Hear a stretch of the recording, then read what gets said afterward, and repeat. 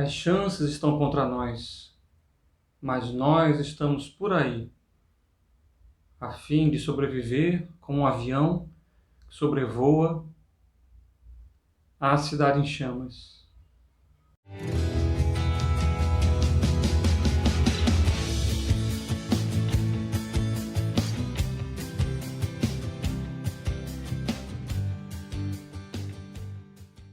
Que bom que você veio! Nós somos Saraivada de História, estamos no YouTube, estamos no Instagram. Siga a gente, curta, compartilhe. Saraivada de História, mais de 40 aulas disponíveis para vocês. E a aula de hoje é sobre o Museu Nacional. Aquele que não conhece a história está fadado a repeti-la.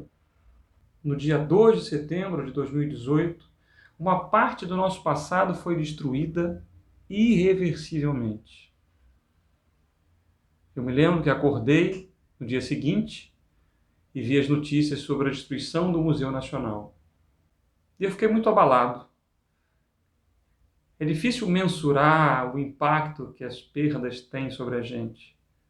É claro que no momento em que a gente vive uma pandemia e 500 mil pessoas já morreram, infelizmente, no Brasil, e os impactos de uma pandemia são avassaladores, difícil hierarquizar sofrimentos, perdas, mas a perda do Museu Nacional é algo que vai também levar muito tempo para ser revisto. Por que chegamos a esse ponto? Foi o acaso? Foi uma faísca fortuita que fez com que 200 anos de existência se apagassem, se consumissem? O Museu Nacional ficava na Quinta da Boa Vista, no Rio de Janeiro, e fora fundado por Dom João VI em 1818. 200 anos depois, foi consumido pelo incêndio. Das 20 milhões de peças, mais de 90% foram destruídas pelas chamas. Dentre elas, o crânio de Luzia, o mais antigo da América, o trono do rei Daomé, que fora presente à família real brasileira, a maior coleção do Egito, da América Latina, incluindo múmias e outros artefatos, foram completamente apagados. Por que chegamos a esse ponto? Por que chegamos a esse momento? Era uma tragédia anunciada. A redução de verbas fez com que, em determinados momentos, os funcionários fizessem vaquinha para tentar manter algumas exposições funcionando. O Museu Nacional estava subordinado à Universidade Federal do Rio de Janeiro e era um centro de pesquisa para várias áreas do conhecimento. Antropologia, paleontologia, botânica. E isso se foi. Algumas peças ainda resistiram, como o meteorito Bendegoa, o meteorito maior que já atingiu o solo brasileiro. Algumas peças que haviam sido retiradas para manutenção ou num processo de tentar minimizar riscos, já que existiam muitos produtos inflamáveis e uma estrutura de madeira, foram sendo retirados, mas, infelizmente, não houve tempo para muito mais do que isso. Na verdade, como é que a gente lida com a nossa memória? Como é que a gente lida com as nossas tradições? O Museu do Ipiranga, em São Paulo, estava com a arquitetura comprometida, variada, a edificação variada, está em reforma, e as reformas tendem a ser muito longas, porque não há interesse. Esses museus, além de propiciarem a gente esse estudo, né, esse resgate do passado e nas diversas áreas do saber, ele também pode ser uma atração turística. Alguns países, como a França, exploram muito bem o turismo. E é interessante observar que quando a Catedral de Notre-Dame ardeu em chamas, poucos meses depois, no ano seguinte, as famílias mais ricas da França se comprometeram a doar o equivalente em reais a 3 bilhões para reconstruírem a catedral e permitirem não só a preservação da sua história, as práticas religiosas que se davam naquele local, mas também que ela continuasse a ser visitada por milhares de pessoas. O turismo pode ser também histórico, religioso. Mas o nosso turismo é muito baseado em praia, carnaval, belezas naturais, sem esse investimento, sem esse requinte. Em Natal, a gente vê, por exemplo, os museus que vivem com recursos muito escassos.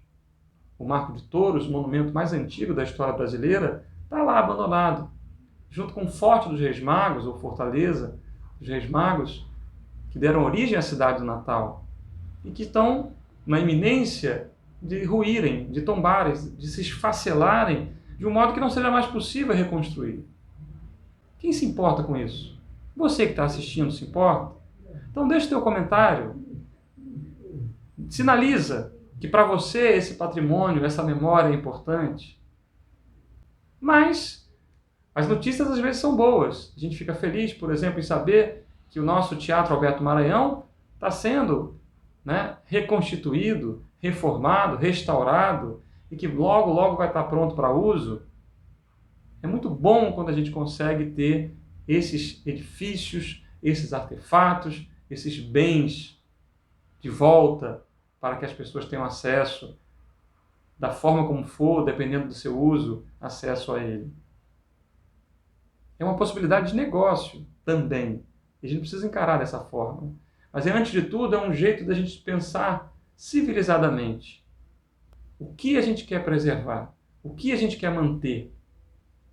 Vamos continuar nos preocupando com as coisas depois que elas caem, depois que elas queimam, depois que elas acabam? Vamos esperar os prédios ruírem para fazer alguma coisa? A democracia ruir para fazer alguma coisa? O Museu Nacional foi fundado em 1818 por Dom João VI e o primeiro acervo dele vai surgir a partir de doações que a própria família imperial e alguns colecionadores particulares fizeram. E como dissemos, chegou a ter 20 milhões de itens, um valor incalculável. E a maioria, infelizmente, nunca mais vai poder ser vista pessoalmente.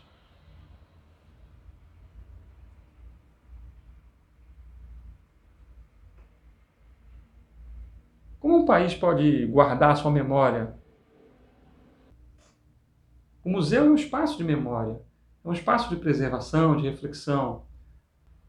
O Museu do Amanhã, de certa forma, está registrando hoje as tecnologias que estão em desenvolvimento, já que não se pode efetivamente captar o amanhã, e sim projetar o amanhã. Mas para projetar o amanhã e para viver o hoje é preciso do que está posto, do que foi feito, do que foi construído, do que foi edificado. Foi no prédio do Museu Nacional que a Imperatriz Leopoldina assinou a Declaração de Independência do nosso país em 1822. E 2 anos depois ocorreu a primeira Assembleia Constituinte. O que aconteceu no Museu Nacional não é uma exceção. Já pegaram fogo a Cinemateca Nacional, o Museu da Língua Portuguesa, o Memorial da América Latina. A cidade, como diz a música do Engenheiros do Havaí, está em chamas. E essa cidade é a cidade da nossa memória. Se não podemos voltar no tempo, podemos projetar o futuro. E como a fênix da mitologia, quem sabe nós e a nossa história possamos renascer. Nós somos Saraivada de História, estamos muito felizes com a sua companhia. Compartilhe, divulgue, assista, dê o seu feedback para a gente. Saraivada de História, no YouTube, no Instagram, hoje e até a próxima, se Deus quiser.